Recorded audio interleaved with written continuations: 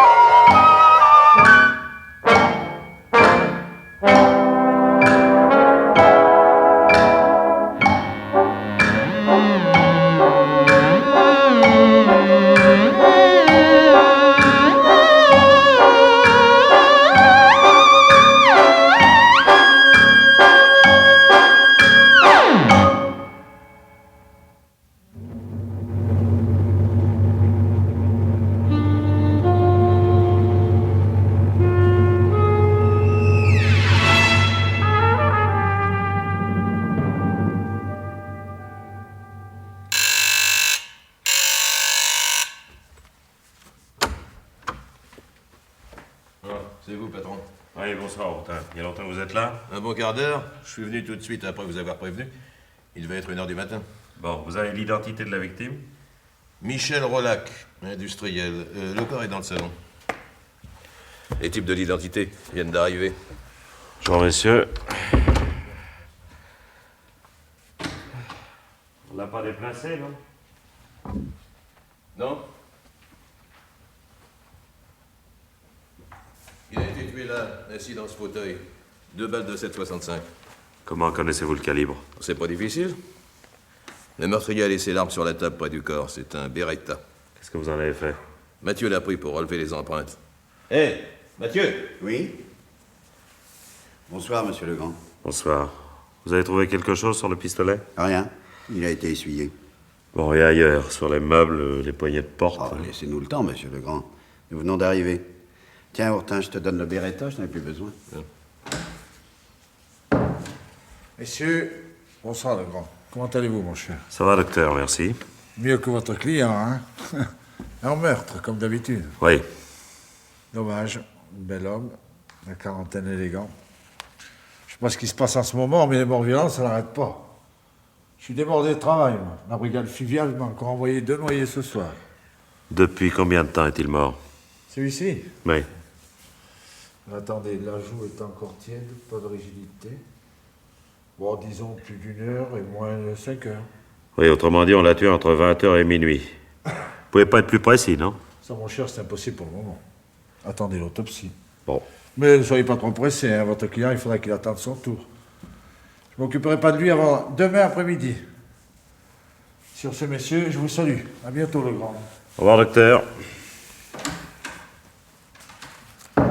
Ce qui peut m'énerver, celui-là. Oui, pas tant que moi. Bon, qui a découvert le corps? Sa femme, elle était au cinéma. Elle l'a trouvé en rentrant. Et où elle est, sa femme? Dans sa chambre, elle a piqué une crise de nerfs quand nous sommes arrivés. Je lui ai conseillé d'aller s'étendre. Bon, je vais aller la voir. Où est la chambre? Par là. Merci. Oui, Bonsoir, madame. Je suis le commissaire Legrand. oui, entrez, monsieur. Je vous attendais. Madame, je sais combien cela peut être pénible, mais je dois vous demander de me dire exactement ce qui s'est passé. Oh, monsieur, c'est tellement simple. Affreusement simple. Voilà, je suis sortie ce soir avec ma sœur. En rentrant, elle m'a déposée devant la maison. Je suis montée.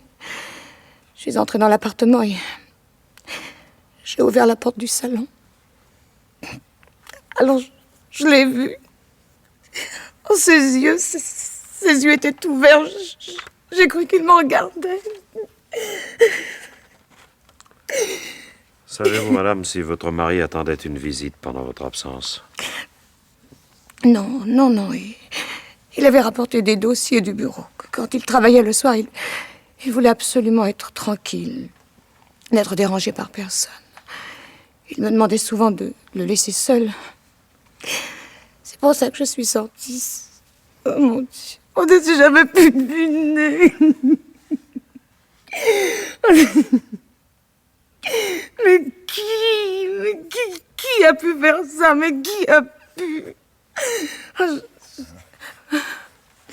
Oh, j'ai si soif. Bon, Ourtin, donnez un peu. Merci. Tenez, Merci, madame. merci. Bon, je dois encore vous poser une question, madame. Oui, bien sûr. Si je peux vous aider. Votre mari avait-il des ennemis? Lui? Oh, si vous l'aviez connu, monsieur, mais vous ne me demanderiez pas cela. Mais Michel était un être merveilleux. Il était si bon, si doux. Enfin, tout le monde l'aimait. L'ouvrier. Oui, allez-y. Ah oui, ça, ce sont probablement les vigeois, de vieux amis. Je leur ai téléphoné juste avant que vous n'arriviez. Je ne pouvais pas supporter de rester seule.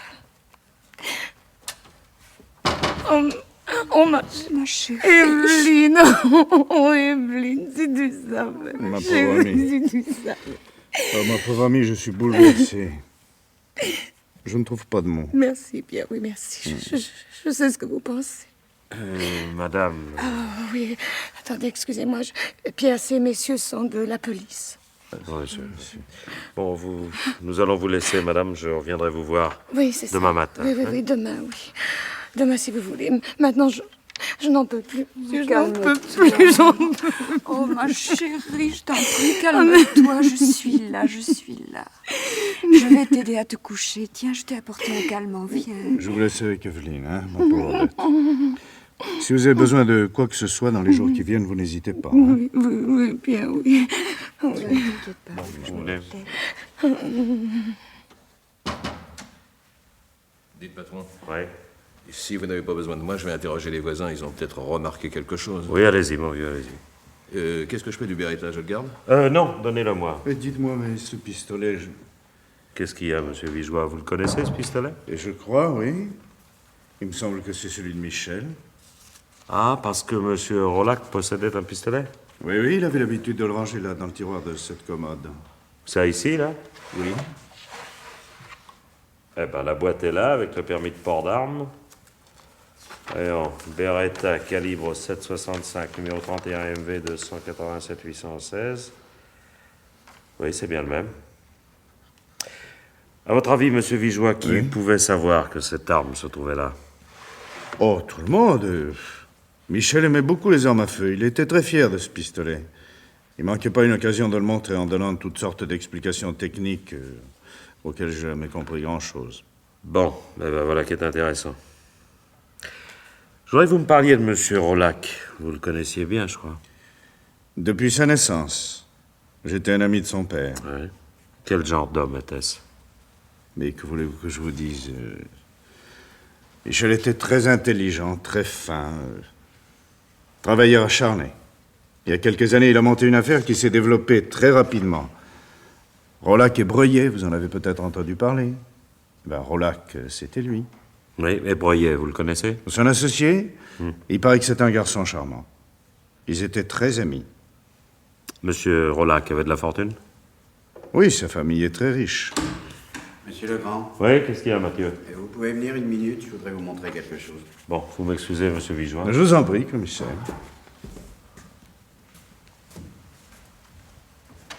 Voilà, qu'est-ce qu'il y a?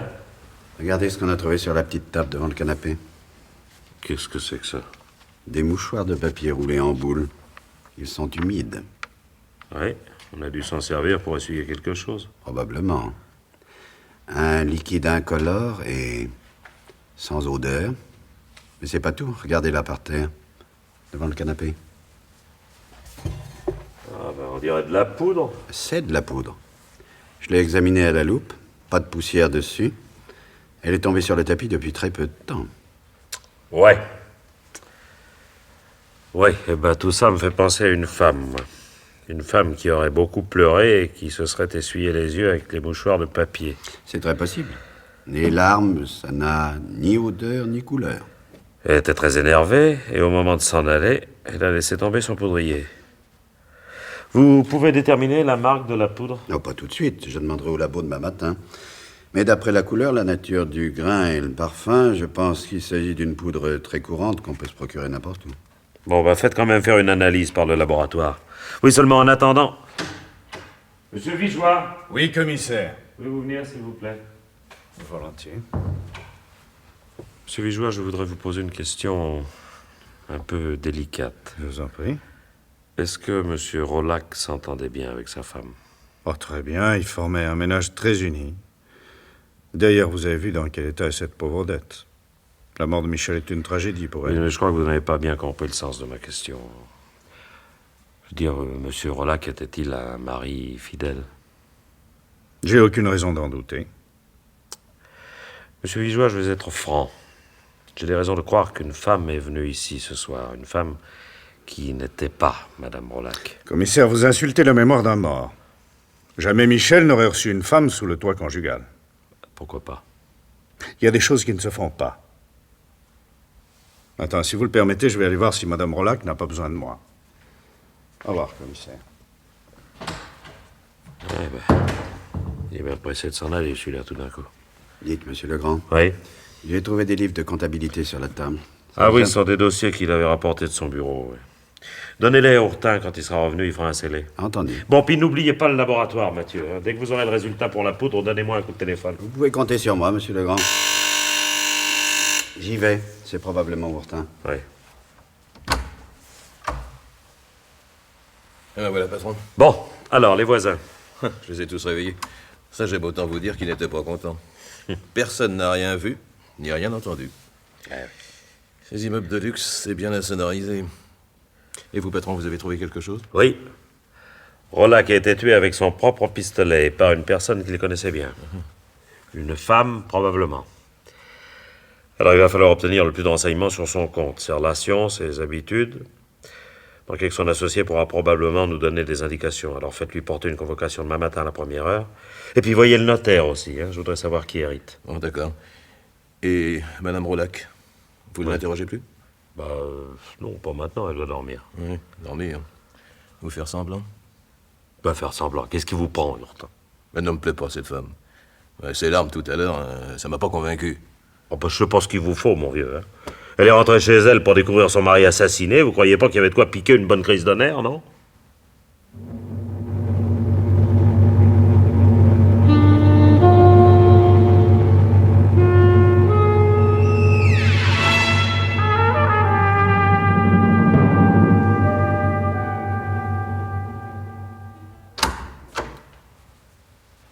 Ah, salut, Urtin. Alors, le patron est arrivé? Ah, pas encore. Il va pas tarder, c'est son heure. Alors, ça va? Ah, je suis crevé. J'ai passé la moitié de la nuit debout. Ah, l'affaire Rolac. Ouais. À propos, j'ai reçu un coup de téléphone d'un journaliste qui voulait des tuyaux. Je lui ai dit de rappeler un peu plus tard. T'as bien fait. Pour ce qu'on a à leur dire. Salut. Bonjour, patron. Rien de neuf? Je viens de voir le notaire de Rolac. Oui. Devinez qui hérite. Sa femme, je suppose. Exactement. Elle bénéficie d'un legs universel. Ah. Ça va lui faire un gros paquet. La mort de son mari est une bonne affaire pour elle. Écoutez, mon vieux, vous allez pas recommencer, hein? Bon, il n'y a pas de nouvelles du labo? Non, pas encore. Ah, le substitut a téléphoné. Oui. Il demande que vous alliez le voir à midi pour le mettre au courant du développement de l'enquête. Voilà, c'est les ennuis qui commencent. Bon, enfin, on verra bien. Dites, patron, Oui. qu'est-ce qu'on fait pour le cambriolage Martin? Servais est toujours au trou et le délai de garde à vue expire dans 2 heures. Bon, je vais m'en occuper. Passez-moi le procès-verbal d'audition. Allô? Qui? Ah oui, bon, faites-le venir. C'est Broyel, l'associé de Rolac. Bréval, occupez-vous de Sermez et puis vous, Hortin, restez là. Bien, patron. Oui, entrez.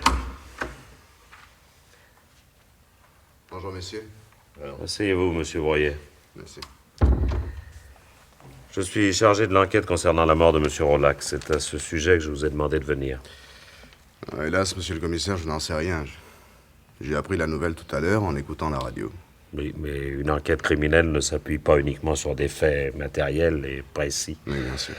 Alors, pour comprendre la mort de M. Rollac, j'ai besoin de savoir qui il était, comment il vivait. Vous étiez son associé, son ami. Vous êtes probablement une des personnes qu'il connaissait le mieux. Je suis à votre disposition, monsieur le commissaire. Merci. Depuis quand le connaissiez-vous? Nous étions au lycée ensemble il y a 30 ans.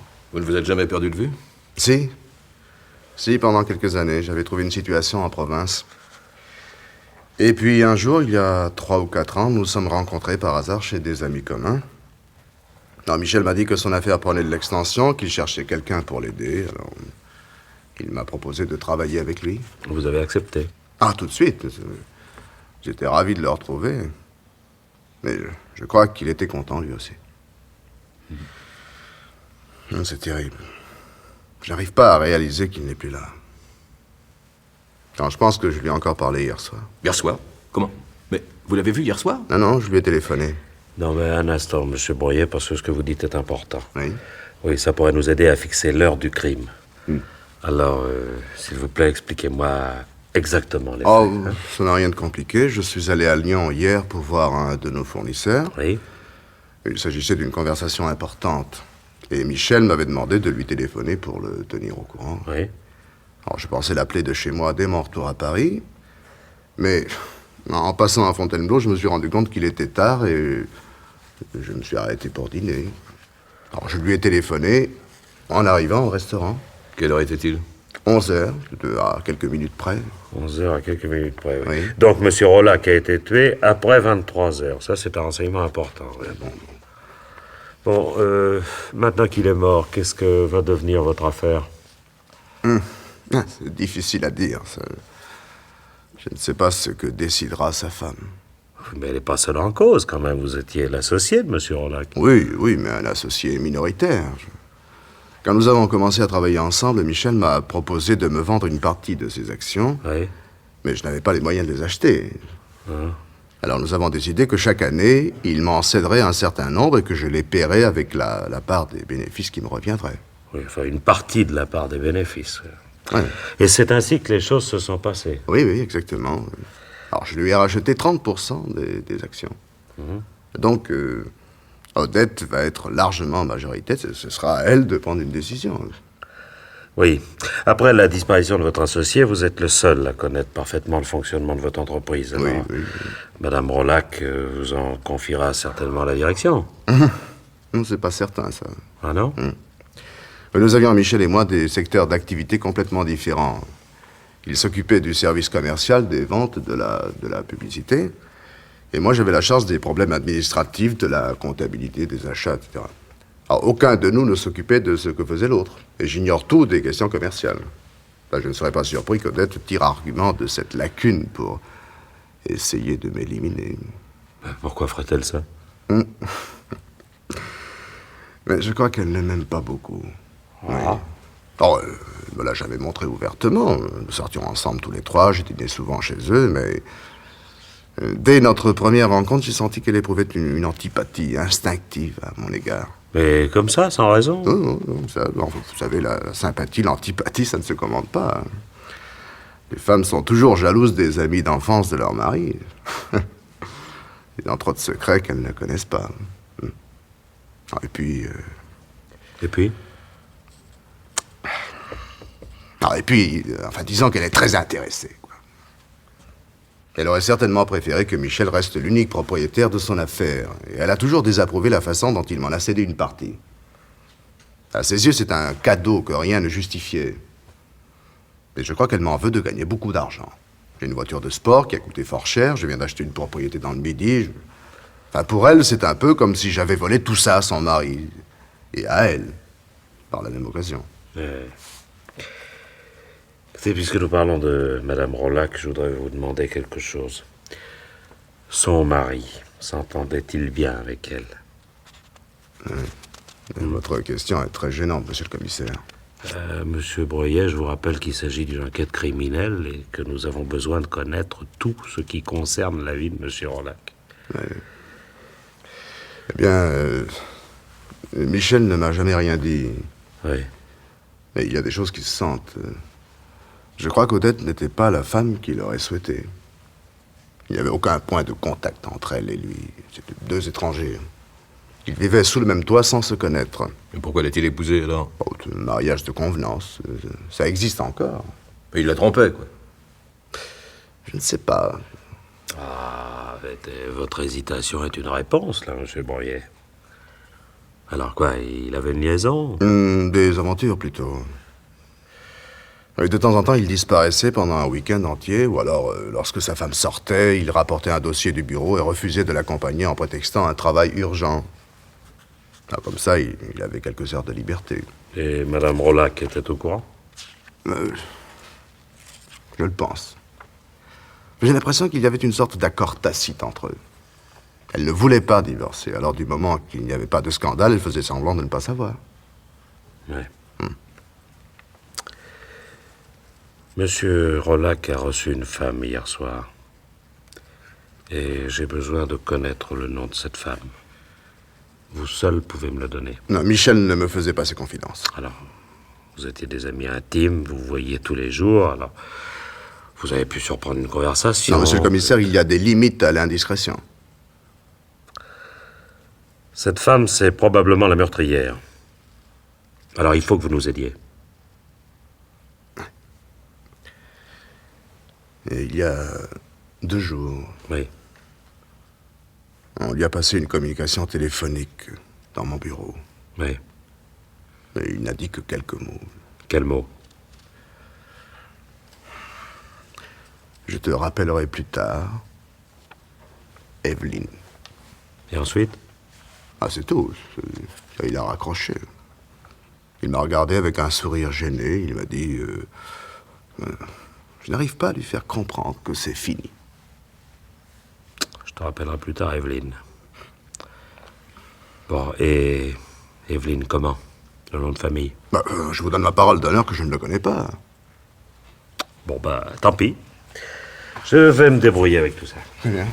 Bon, monsieur Breuillet, je n'ai plus qu'à vous remercier. Oui, merci. Je ne suis pas très fier du rôle que vous m'avez fait jouer. Alors... J'espère au moins que ce que je vous ai dit servira à quelque chose. C'est ça, merci. Au revoir, messieurs. Au revoir, monsieur Breuillet. Ah, c'est déjà ça. Vous voyez, patron? Ah. Je ne m'étais pas trompé. Elle nous a joué une belle comédie, la veuve, hier soir. Oui, d'accord, seulement Madame Rollac, moi je m'en fiche, mon vieux. C'est pas elle qui m'intéresse. Bréval, venez voir une seconde. Vous vous souvenez des Vigeois, Ourtin, les amis de Madame Rollac qui sont arrivés pendant que nous étions chez elle la nuit dernière? Vous m'avez appelé, patron? Oui, Bréval. Tenez, vous allez porter une convocation à Madame Vigeois. Oui. Madame Evelyne Vigeois. Entendu, patron, pour quelle heure? Tout de suite, mon vieux, ramenez-la avec vous. Ah bon?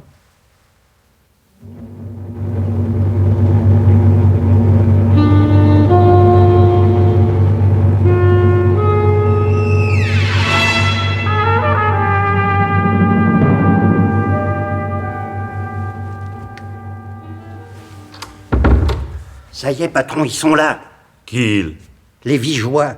Comment ça, les Vigeois? Je vous avais dit de n'amener que la femme. Ah oui, je sais bien, mais il a voulu venir, lui aussi. C'est malin, ça. Ourtin! Oui.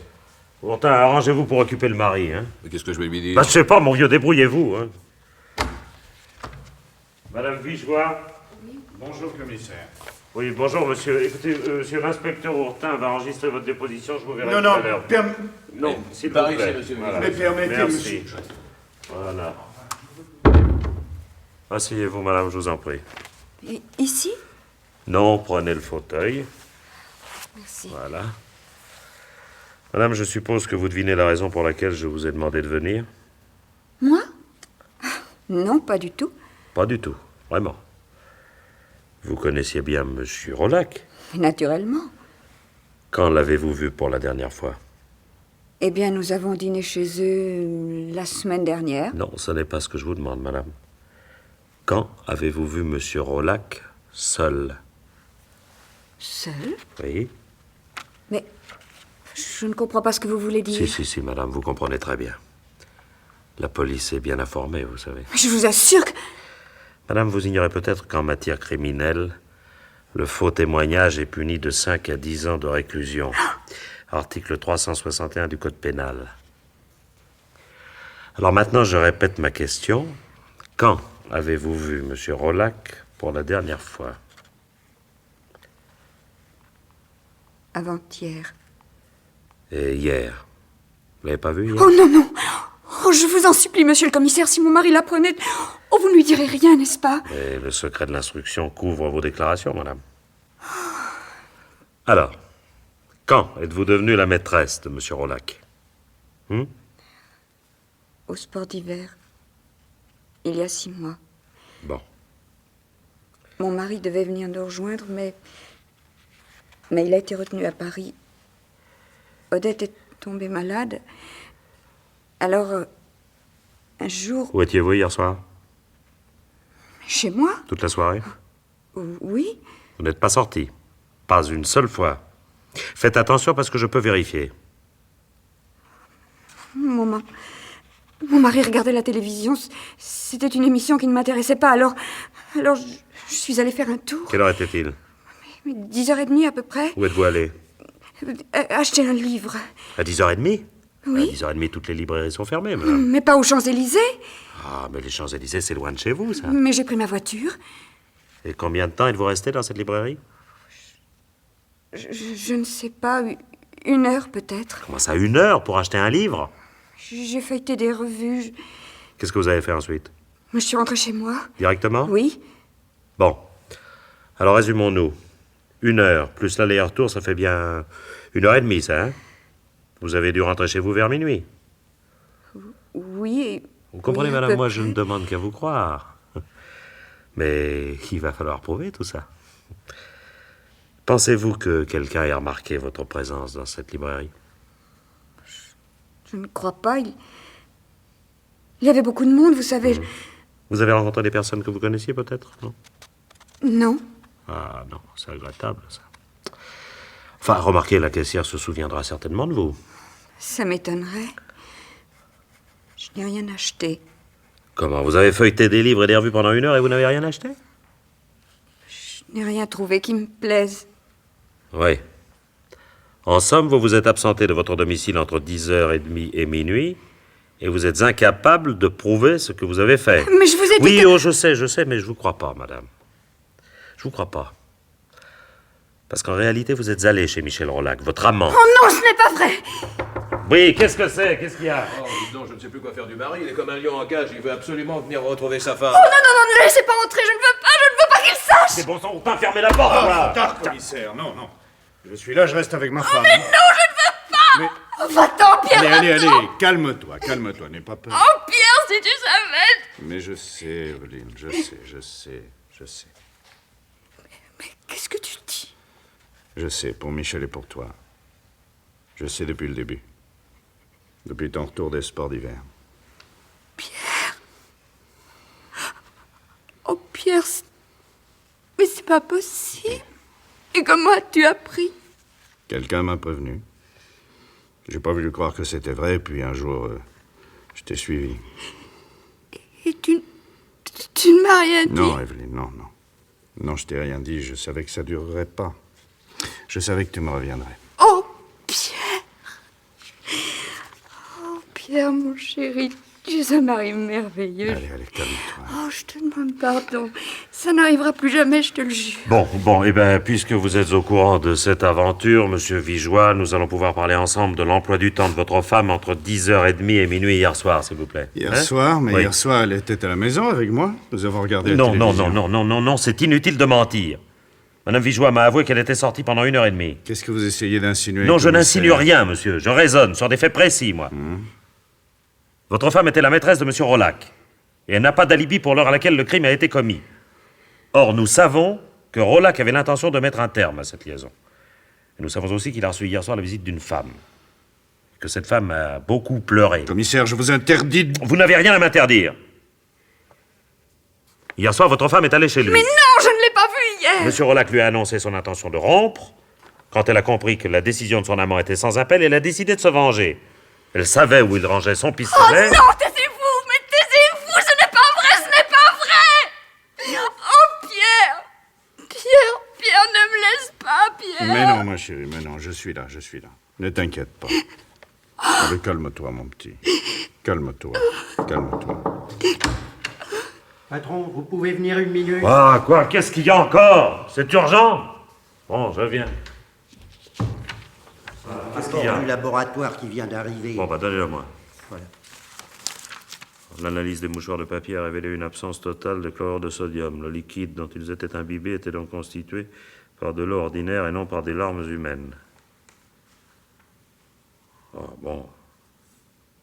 Bah alors c'était une mise en scène, tout ça. Ah ben, ça m'en a tout l'air.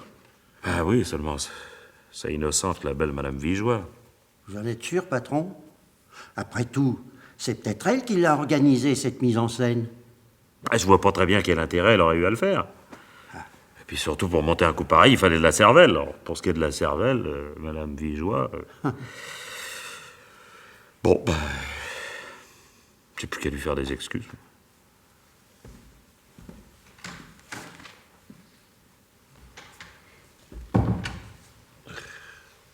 Madame Vigeois, je viens d'apprendre un fait nouveau qui réduit à néant la théorie que j'ai exposée tout à l'heure. Ah. Dois-je comprendre que vous abandonnez cette stupide accusation? Oui. Je présente mes excuses, madame. Alors, c'est fini, je peux m'en aller? Oui, Bien. Un instant, monsieur Vigeois. À vous, j'ai encore quelques questions à poser. À moi? Oui, à vous. Est-ce vraiment indispensable, commissaire? Ma femme a grand besoin de se reposer. Oh oui, vous comprenez, j'ai les yeux gonflés, je suis toute décoiffée, je dois être affreuse. Je préfère rentrer tout de suite à la maison. Ça ne t'ennuie pas, Pierre? Mais non, mon petit, allez, va. Va. À tout de suite, mon chéri. À tout de suite. Eh bien, commissaire, je vous écoute. Oui, vous m'écoutez. Mais vous ne me demandez pas quel est ce fait nouveau qui a permis d'innocenter Madame Vigeois. Ça ne m'intéresse pas, commissaire. Je ne souhaite qu'une chose, ne plus entendre parler de tout cela. Et oublier le mal que vous nous avez fait. Monsieur Vigeois, le meurtrier a laissé derrière lui des indices destinés à nous lancer sur une fausse piste. On tenait à nous faire croire que le crime avait été commis par une femme. Alors de là à conclure que l'assassin est un homme, il n'y a qu'un pas. Méfiez-vous des conclusions hâtives, commissaire. Vous venez de vous rendre compte qu'elles sont souvent fausses. Ah bon, mais c'est pourquoi je me contente d'émettre une hypothèse. Ah bon? Alors l'assassin est un homme, admettons-le un instant. Quel mobile a pu le pousser à tuer Monsieur Rolac? Je vous avoue que ce genre de problème ne m'intéresse pas. Ben moi, je vais vous le dire. Ce mobile, c'est la jalousie, Monsieur Vigeois. Parce qu'un mari jaloux est capable de tout. Un mari jaloux. L'allusion est claire. Eh bien, vous vous trompez, une fois de plus. Ah. Je suis jaloux, c'est vrai, oui. Mais pas au point de tuer un homme. Un homme qui était mon ami, de surcroît. Enfin, un ami qui vous avait pris votre femme. Vous êtes ignoble. Je voudrais que vous m'expliquiez quelque chose. Vous étiez au courant de cette liaison depuis son début, et pourtant, pendant 6 mois, vous n'avez rien dit, malgré votre jalousie. Vous avez fermé les yeux. C'est curieux, ça, non? Vous ne pouvez pas comprendre. Nous pouvons essayer. Michel Rolac n'a pas été le premier accident dans la vie de ma femme. Et les autres fois? Les autres fois aussi, j'ai fait semblant de ne rien savoir. Vous avez vu ma femme? Elle est jeune, impulsive, coquette. Moi, j'ai 25 ans de plus qu'elle. Qu'est-ce que je pouvais faire? L'enfermer dans sa chambre? Jouer les maris outragés? Ça n'aurait servi qu'à l'éloigner davantage. Non, je ne pouvais qu'attendre. Vous n'avez jamais eu peur qu'elle vous quitte? Aussi. Aussi, j'ai eu peur, très peur. Mais voyez-vous, parce que j'ai 25 ans de plus qu'elle, je représente à ses yeux la sécurité et une sorte de bonheur paisible, auquel au fond d'elle-même elle tient, et que des Michel Rolac ne peuvent pas lui offrir. Alors j'attendais. J'étais prêt à tout pour garder la femme que j'aime. Vous étiez prêt à tout, même à commettre un meurtre, hein? Je ne m'étais pas trompé, vous ne pouvez pas comprendre. Bon. Je suppose que vous allez m'arrêter. Non, car pour le moment, je ne peux pas vous retenir. Je vous demande simplement de ne pas quitter Paris sans mon autorisation. Je ne bougerai pas de chez moi. Merci. Commissaire, Oui? je vous plains de faire ce métier.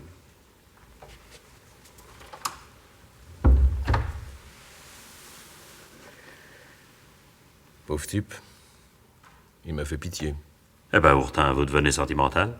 Avouez que ça ne devait pas être drôle de nous dire ça. Ah, ça, il a bien plaidé sa cause.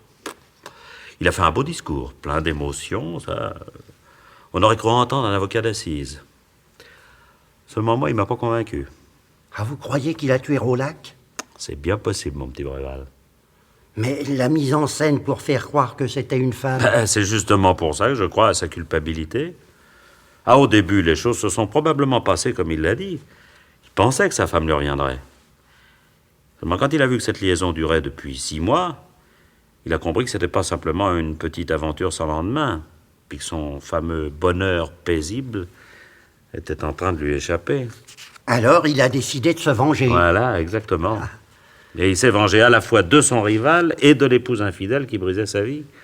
Il a profité de ce que sa femme était sortie hier soir pour aller chez Rolac, il l'a tuée, et il a fabriqué des indices qui devaient infailliblement nous conduire à la maîtresse de Michel Rolac, sa propre femme.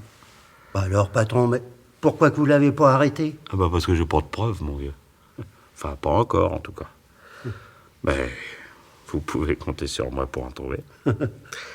Bon, faut que j'aille voir le substitut, moi. Alors, Ourtin, préparez la main courante pour le parquet, je la signerai cet après-midi. Oui, entendu, patron. Bon, alors à tout à l'heure. Hein. Oh, dis donc, il s'est bien débrouillé, le patron. Hein? Oui. Bah, qu'est-ce que t'as? Tu fais une drôle de tête. Tu veux mon avis? J'ai l'impression qu'il se trompe en accusant Vigeois. Je suis persuadé que ce type était sincère. Mais le patron était décidé à ne pas le croire. Oh, pourquoi? Il était vexé de s'être trompé à propos de sa femme. Alors il lui fallait un autre suspect tout de suite. Mais sa théorie est un vrai gruyère, bourré de trous, voyons. La traînée de poudre qu'on a trouvée sur le tapis, par exemple, d'où venait-elle? Bah, ça faisait partie de la mise en scène, comme les mouchoirs en papier. Oui, cette fameuse mise en scène. On a essayé de nous faire croire que le crime avait été commis par une femme, donc l'assassin est un homme. Eh ben moi, je ne suis pas d'accord. L'assassin peut aussi bien être une femme qui savait qu'Evelyne Vigeois était la maîtresse de Rolac et qui voulait la faire accuser. Oh, écoute, mon vieux, hein, c'est le patron qui mène l'enquête, non? Alors laisse-le se débrouiller. Eh, dis donc, il est tard, tu viens déjeuner? Non, vas-y sans moi, je vais voir Vigeois. Maintenant? Bah, pourquoi faire? Il vient de partir. Quand sa femme lui a demandé comment il avait appris qu'elle était la maîtresse de Rolac, il a répondu « Quelqu'un m'a prévenu ». Je voudrais bien savoir qui était ce quelqu'un. Tu sais, Ourtin, j'ai pas de conseils à te donner. Mais ça risque de pas plaire au patron, ça. Oui, c'est pour ça que je préfère y aller avant son retour. Bon, bah, fais ce que tu veux. Et moi, de toute façon, à 6 mois de la retraite, j'aime mieux rien savoir.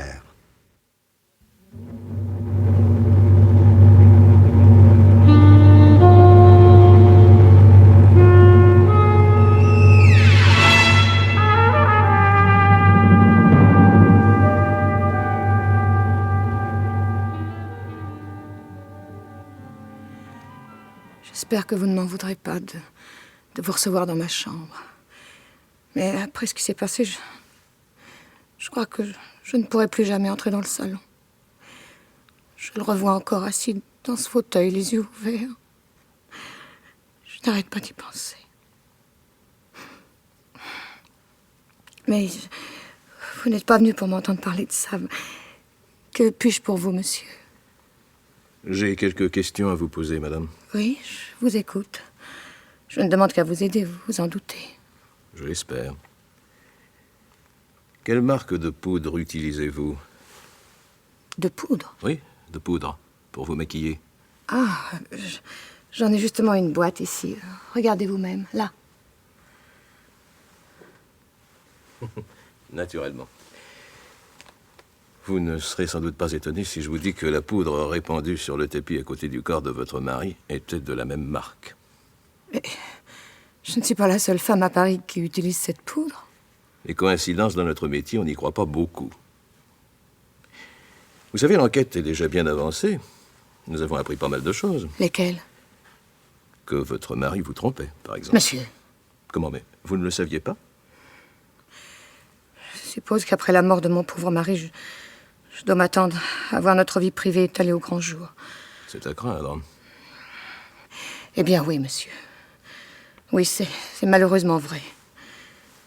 Si pénible que me soit cet aveu, je dois reconnaître que mon pauvre Michel a eu quelques aventures. Mais je vous affirme que ça n'a rien à voir avec sa mort. Nous en jugerons nous-mêmes. Comment avez-vous appris les infidélités de M. Rollac? Mon mari était un homme loyal, monsieur. Il ne m'a jamais caché la vérité. Il savait que je l'aimais assez pour pardonner des erreurs auxquelles il n'attachait lui-même aucune importance. Vraiment? Eh bien, renseignez-vous. Vous apercevrez qu'il ne s'est jamais agi que de brèves passades au hasard d'un voyage en province ou d'une rencontre fortuite, enfin des instants de plaisir sans lendemain. Donc, si je comprends bien, vous pardonniez ces aventures à M. Rollac parce que vous les jugiez sans importance. Oui, enfin, si vous voulez, oui, c'est ça. Mais une liaison sérieuse, suivie, vous ne l'auriez pas tolérée? Non, certainement pas, non. Enfin, tout ceci a-t-il un rapport avec votre enquête? Quelle a été votre attitude quand vous avez découvert que votre mari était l'amant de Madame Vigeois? Pour Evelyne? Oh non, vous êtes fou. Elle n'a jamais été la maîtresse de Michel. Pourquoi jouez-vous la comédie? Vous étiez au courant de cette liaison depuis le début. Non, c'est pas vrai. J'ignore qui vous a raconté cela, mais C'est Monsieur Vigeois. Oh, c'est Pierre? Oh.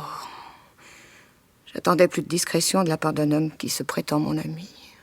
Dès votre retour des sports d'hiver, il y a 6 mois, vous l'avez convoqué ici, chez vous. Oui. Vous lui avez dit que sa femme était devenue la maîtresse de Monsieur Rollac pendant leur séjour à la montagne, c'est exact? Continuez. Vous avez dit à Monsieur Vigeois que cette liaison ne pouvait durer, que vous ne l'acceptiez pas, que vous étiez prête à adopter des mesures extrêmes, à divorcer s'il le fallait. Vous avez exigé qu'il interdise à sa femme de revoir Monsieur Rollac. Oui, c'est vrai, oui. Je lui ai dit de surveiller Evelyne. Cette petite péronnelle imbécile et prétentieuse s'était jetée à la tête de mon mari. Bon, ça, elle avait l'habitude. C'est pas la première fois qu'elle tentait de séduire un de leurs amis, mais mon mari... Oh non. Non, ça, je ne pouvais pas l'accepter. Et pourtant, vous l'avez accepté. Pendant 6 mois. Malgré vos menaces, vous n'avez rien dit, rien fait. Pourquoi n'avez-vous pas demandé le divorce? Oh. Ah, décidément, rien ne me sera épargné. Mais mon mari est mort, monsieur. Il est mort. Comprenez-vous ce que cela veut dire? Il n'est plus là. Et moi, je reste seule, vous entendez? Seule.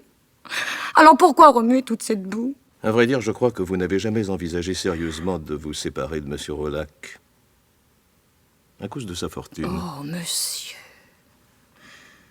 Le fait d'appartenir à la police ne vous autorise pas à m'insulter. Voyons, Madame Rollac. Regardons les choses en face. Si vous aviez divorcé, la fortune de votre mari vous aurait échappé?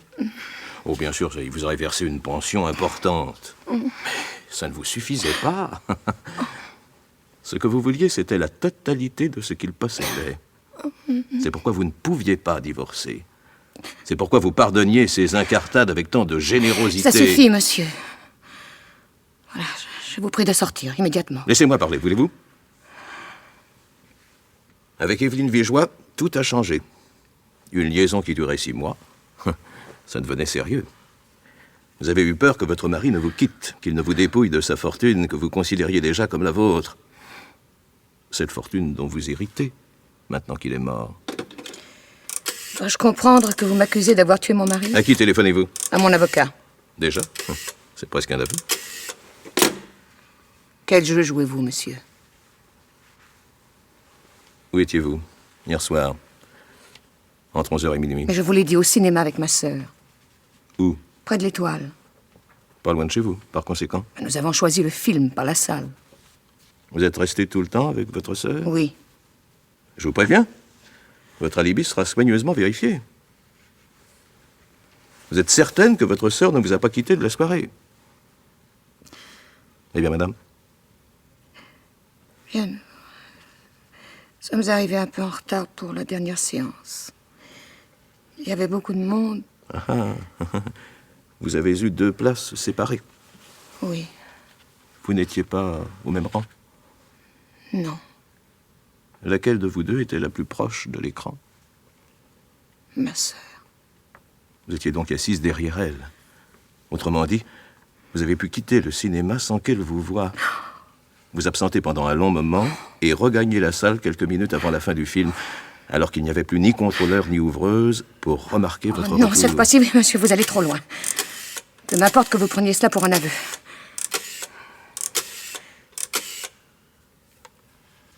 Allô? Allô, je voudrais parler à Maître Sivry, s'il vous plaît.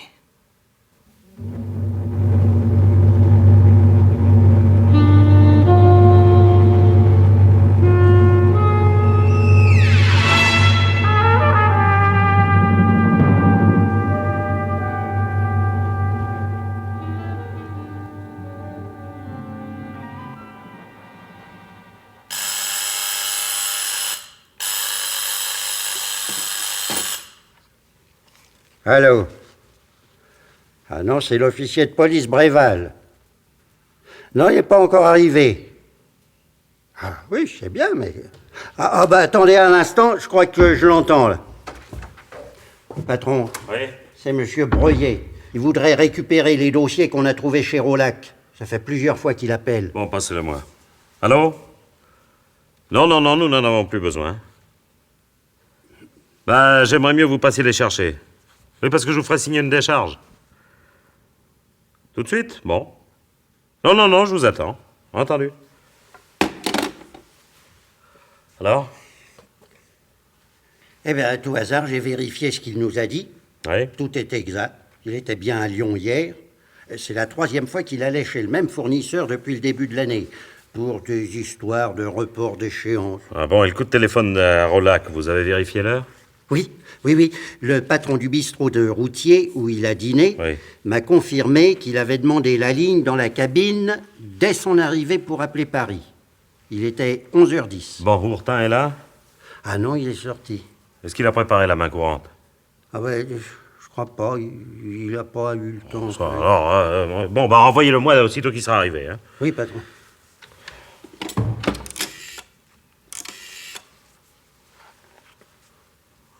Allô, commissaire Legrand, à l'appareil. Oui, savez-vous si le médecin légiste a terminé l'autopsie Rolac? Le rapport est en route. Bon, merci. Oui, entrez. Ah, bah vous voilà, vous. Bon, dites-moi, Hourtin, moi, c'est pas sérieux, je vous avais dit de préparer la main courante. J'étais chez Madame Rolac. Comment ça, chez Madame Rolac? Écoutez, mon vieux, je sais bien que vous l'aimez pas, mais enfin, c'est pas une raison, quand même. Laissez-moi vous expliquer, patron. Elle n'a pas d'alibi. Elle n'a pas d'alibi. Bon, bah, et alors? Et Vigeois, il en a pas non plus. D'accord. Mais elle a essayé de s'en fabriquer un. Bah, et alors, ça vous suffit pour l'accuser, ça? Bah, vous êtes pas exigeant. C'est pas tout. Quoi? La poudre qu'on a trouvée sur le tapis. Oui. Eh ben, c'était la même que la sienne. Mais alors, qu'est-ce que ça prouve, ça? Le meurtrier a pu aller en prendre dans la salle de bain et la renverser à côté du cadavre pour corser la mise en scène, non? Et encore autre chose. Le plus important. Madame Rolac avait un mobile pour tuer son mari. Ah bon, lequel? Elle connaissait sa liaison avec Évelyne Vigeois. Ah? Comment le savez-vous, ça? C'est elle qui a dit à Vigeois que sa femme était la maîtresse de Rolac. Qu'est-ce que c'est que cette histoire-là? Il nous avait pas dit qu'il l'avait mis au courant. Il me l'a dit à moi. Je suis allé le lui demander, pardi. Quand? À l'heure du déjeuner. Ah, eh ben, bravo. Bravo, je vous félicite, mon vieux. Parce qu'alors maintenant, vous allez interroger les témoins derrière mon dos. Hein. Mais patron... Bah, et puis sans me demander mon avis, en plus. Écoutez, mon petit Hourtin, je voudrais bien savoir qui dirige l'enquête, moi. C'est vous ou c'est moi? Vous voulez peut-être que je vous laisse mon bureau aussi, non? J'aime pas ça, Hourtin. Pas du tout. Puis si ça continue, je... Oui, quoi, entrez? Ah, c'est vous, monsieur Breuillet. Eh ben, dis donc, vous avez pas mis longtemps, hein? Eh, que voulez-vous? J'ai une voiture rapide, je conduis vite et surtout, j'ai grand besoin de ces papiers. Eh ben, on va vous les donner. Ah, merci. Bréval, Oui. préparez une formule de décharge et faites-la signer à monsieur Breuillet. Puis ensuite, vous me lui donnerez la saisie numéro 4. Ah, merci, monsieur le commissaire. Entendu. Tenez, patron, on vient d'apporter ça. Qu'est-ce que c'est que ça? Par ici, monsieur Breuillet. Oui, je vous suis. Ah, bon, bah c'est le rapport du légiste, ça. Alors, 2 balles de pistolet à calibre 7,65, mort instantané, oui, ça va, hein? Ah, bah écoutez ça, Hourtin. La mort est intervenue 90 minutes après que la victime ait absorbé son dernier repas, ce qui permet de fixer l'heure du décès, compte tenu des renseignements obtenus, à 22 heures. C'est pas possible. Breuillet lui a téléphoné 1 heure plus tard. Eh bien, je vois qu'une explication, mon vieux. C'est pas Rolac qui a répondu, mais l'assassin. 1 heure après le crime? Pourquoi pas? Le temps d'organiser sa petite mise en scène. Bréval, monsieur Breuillet est encore là? Oui, patron. Demandez-lui de venir dans mon bureau. Bien. Eh ben pourtant, qu'est-ce que je vous disais? Ah oui, si Breuillet a confondu sa voix avec celle de Rolac, c'est que l'assassin était un homme. Alors, mon petit Rotin, vous n'avez plus qu'à aller faire des excuses à Madame Rolac. Quant à Vigeois, cette fois, on le tient. Et vous voulez me voir, monsieur le commissaire? Oui, je vais vous demander d'identifier la voix que vous avez entendue hier soir au téléphone. Ah, c'était celle de Michel, ça j'en suis absolument certain. Absolument certain. Absolument, je l'entendais tous les jours depuis des années, j'ai pas pu me tromper. Vous êtes prêt à témoigner sous serment que M. Rolac vous a répondu au téléphone hier soir à 11 heures? Oh, naturellement. Mais pourquoi me demandez-vous cela? Parce qu'à 11 heures, M. Rolac était mort. Mais non, c'est impossible, puisque je lui ai parlé. Monsieur Breuillet, ce matin, j'ai accepté votre témoignage sans discussion, car j'avais aucune raison de le mettre en doute. Mais maintenant, je commence à me poser des questions, moi. Parce qu'à vrai dire, ce coup de téléphone, rien ne prouve que vous l'ayez vraiment donné de Fontainebleau. Ah non, parce que de Fontainebleau, on obtient Paris par l'automatique. Alors vous avez pu composer un numéro quelconque sur le cadran, puis faire semblant de parler à un interlocuteur imaginaire. Mais enfin, monsieur le commissaire, vous pensez bien que je... Pourquoi vous êtes-vous arrêté à Fontainebleau? Mais parce que j'avais faim, tout simplement. Alors écoutez, de Fontainebleau à Paris, il y a une 60aine de kilomètres. Oui. Alors je m'étonne que vous ayez quitté l'autoroute et que vous vous soyez arrêté dans un restaurant de routier au lieu de rouler une demi-heure de plus et de dîner à Paris. Oui, ben vous savez, moi je ne me suis pas posé tant de questions, j'avais faim, je me suis arrêté, c'est tout. Vous veniez d'où déjà? Mais je vous l'ai dit, de Lyon. Ah oui, de Lyon. De Lyon. De Lyon, d'où vous êtes parti à 17h30. Ça m'a dit donc, plus de 5h30 pour faire 400 km, c'est beaucoup, ça? Surtout pour vous, qui avez l'habitude de conduire vite. Vous nous l'avez dit tout à l'heure. Ben, hier soir, j'ai pris mon temps. Ouais. À moins, au contraire, que vous n'ayez roulé très vite. Que vous ne soyez rentré directement de Lyon à Paris, puis reparti pour Fontainebleau. Et pourquoi y serais-je retourné? Pour donner le faux coup de téléphone qui devait nous faire croire qu'à 11 heures, M. Rolac était encore vivant. Et en même temps, vous ménagiez un alibi. Vous saviez que Mme Rolac était au cinéma et qu'elle rentrerait peu après minuit. Donc, nous en déduirions que le crime avait été commis entre 11h et minuit. Or, à ce moment-là, vous dîniez à Fontainebleau, à 60 km de là. Mais si je comprends bien, vous pensez que j'ai tué Michel Rolac. Mais en effet, je le crois. Mais vous êtes fou. Et je le crois à cause d'un détail auquel j'ai pas attaché d'importance sur le moment.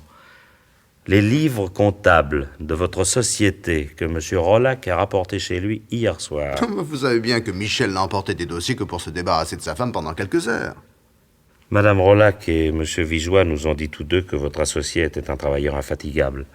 Vous seul avez prétendu que ces dossiers n'étaient qu'un alibi vis-à-vis de sa femme.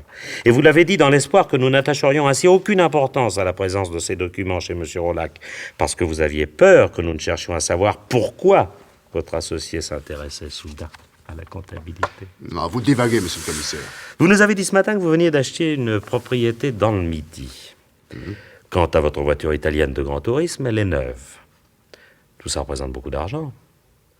Beaucoup plus que ne peut vous en apporter votre seul salaire. Mais certainement, je suis associé dans l'affaire, je touche une part des bénéfices. Enfin, quand il y en a. Hein? Quand il y en a, parce que vous êtes allé à Lyon hier pour demander à un fournisseur de vous consentir à un report d'échéance. Oui, une simple gêne de trésorerie momentanée, rien de Ah grave. bah oui, seulement c'est le 3e report d'échéance en un an. Ça dépasse la simple gêne de trésorerie, ça. Hein? C'est le signe que votre affaire marche mal depuis plusieurs mois. Pour votre associé qui disposait d'une grosse fortune personnelle, c'était pas grave. Mais pour moi non plus. Ah si. Si, parce que vous n'avez pas d'argent. Quand M. Rolac a proposé de vous vendre une partie de ses actions, vous n'avez pu les acheter tout de suite. Vous avez dû y consacrer chaque année une grande part de vos bénéfices. À partir du moment où votre affaire était en difficulté, vous en étiez réduit à votre seul salaire. Et pourtant, vous avez continué à faire de grosses dépenses. Une voiture de luxe, une propriété dans le Midi. Alors là, votre associé s'en est étonné. Il s'est posé des questions. Il a examiné cette comptabilité qui était de votre ressort et dont en principe il ne s'occupait pas. Et il s'est aperçu qu'elle était falsifiée. Faites attention à ce que vous dites, monsieur le commissaire. Il existe des lois contre la diffamation. Monsieur Rollac vous a demandé de venir le voir hier soir, à votre retour de Lyon. Quand vous êtes arrivé chez lui vers 10 heures, vous avez vu les livres de comptabilité et vous avez compris que vous étiez démasqué.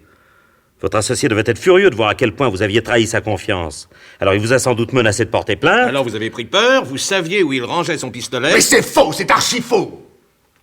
Je n'ai pas falsifié la comptabilité, je n'ai pas mis les pieds chez Rollac hier soir. Écoutez, en ce qui concerne le premier point, nous pouvons être rapidement fixés. Il suffit que je demande à la brigade financière de m'envoyer un expert pour vérifier vos livres. Alors ça, c'est très simple.